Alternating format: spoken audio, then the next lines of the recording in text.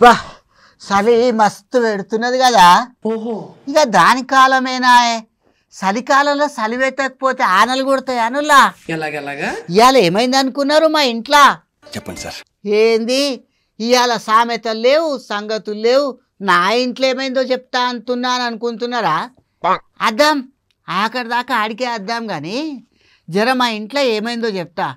ఇది అందరి ఇళ్ళలో ఉండేదే. పొద్దుగాల మంచి నిద్రలో ఉన్నా. లే లే లే నిద్రపోయింది చాలు, లేచి జల్దిన తానం గిట్ట చేయి అని లేపితే కల్లా ఒక్కపాలు లేచిన. ఏమైందో అని బొగులు పట్టుకుంటా.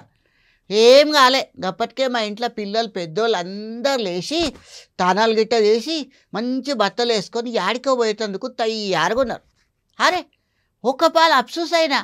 దినం నేను లేచేదాకా ఎవరు ఇవాళ అందరు లేచేదాకా నేనే పొద్దు ఎక్కదాకా నిద్రపోయిందా అని ఫోన్లో చూసేదాకల్లా ఎంత అయింది అనుకున్నారు?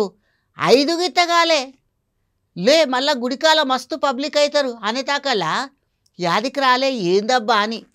ఇవాళ పున్నమ కదా, మస్తు పబ్లిక్ ఉంటారు గుడికాడ అని మా ఇంటామె మళ్ళా యాద్ చేసింది.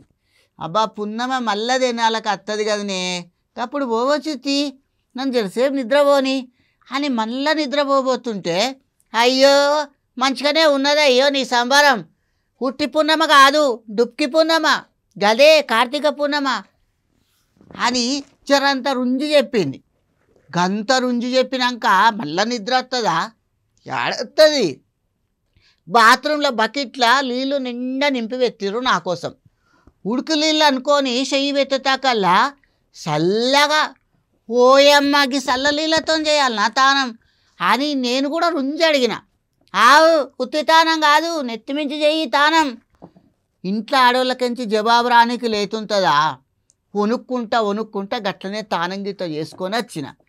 అందరం కలిసి గుడితానికి పోయినాం. గింత పొద్దుగాల ఉంటారు అనుకున్నా. మస్తు లైన్ కట్టిర్రు. ఆడ గుళ్ళ అయ్యగాళ్ళు చదివే మంత్రాల కన్నా మా ఇంటామె నా మీద సనుగుడే పక్కకించి ఎక్కువ వినిపించుడు శురువైంది. నేను చేయవస్తే గింత లేట్ అయిందని ఇక చలో బై గుళ్ళకు పోయినాం. గంత పబ్లిక్ ఉన్నా కూడా అయ్యోరు అందరు పేర్లు గిట్ట అడిగి మంచిగానే పూజ గిట్ట చేయించిండు.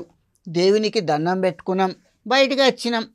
పిల్లలు గిట్టాక ఆడ గుళ్ళ దీపాలు వెలిగిస్తుంటే ఊకే కూర్చున్నాడు ఎందుకని కళ్ళు మూసుకొని దేవుని ధ్యానం చేసుకున్నామని కూర్చున్నా. ఇక అస్సలు కథ శురువైంది.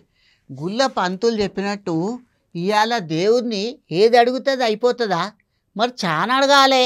పుణ్యమైతే వచ్చింది కానీ మరి మనసుంటి పేదోళ్ళ జిందగీలల్లా వెళ్తురు వచ్చిందా? వెళ్తురు అంటే జర మంచి తినాలని.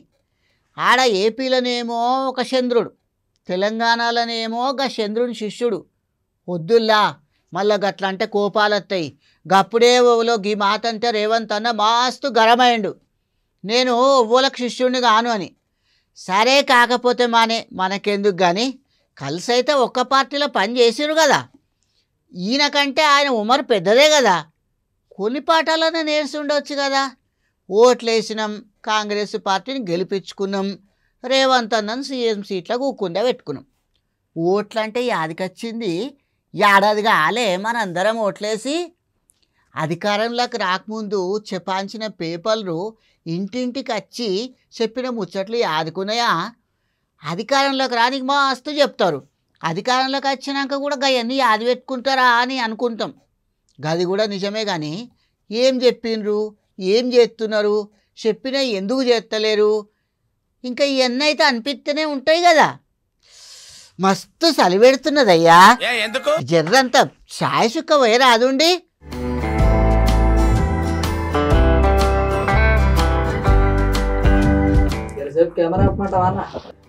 లే వద్దు, నువ్వు కానీ ఆపితే మళ్ళా ఏం చెప్తున్నానో మళ్ళా మరుత్తా. చల్లగున్నది, మస్తు చక్కెరేసాడు. తీసే అద్దు. ఇప్పుడు చెప్పండి. గా మేనిఫెస్టోలా ఏం చెప్పిరని అనుకుంటున్నాం కదా. మహాలక్ష్మి పథకం అన్నారు, బస్సులలో పిరి అన్నారు, గిదిగిత ముందుగానే ఇచ్చిర్రు. 5 నూళ్ళకే సిలిండర్లు అన్నారు, ఇస్తున్నారా?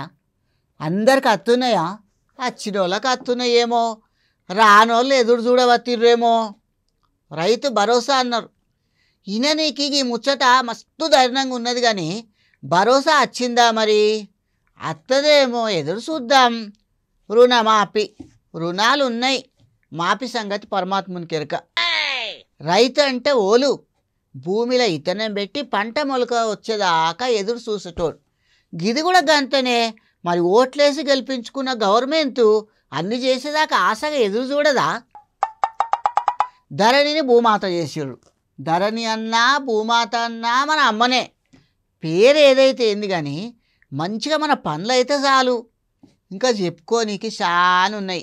ప్రతి కుటుంబానికి 200 యూనిట్ల దాకా పిరి కరెంటు. ఇందిరమ్మ ఇండ్లు, చదువుకునే పిల్లగాళ్లకు 5 లక్షల కార్డు ఇస్తామన్నారు. ఇండ్లు లేని వాళ్ళకు 5 లక్షల సాయం. ఆనాడు తెలంగాణ ఉద్యమంలో కొట్లాడిన వాళ్ళకు ఇంటి జాగా, పింఛన్లు గిట్లా చెప్పుకుంటే మస్తున్నాయి. గప్పటి కాగితం దొరికితే చూసుకోండి, ఇంకా చాలానే ఉంటాయేమో. మళ్ళా చూద్దాముల్లా. రేవంత్ అన్న గవర్నమెంట్ వచ్చి ఒక కార్తీక పున్నమే కదా మొత్తం వెళ్తుర్రానికి ఇంకా 3, 4 కార్తీక పున్నములు ఉంటాయి. గప్పటిదాకానన్నా మనందరి జిందగీలలో పూర్తిగా వెళ్తురు వస్తుందేమో. అర్థం చేసుకోండి అత్త మళ్ళా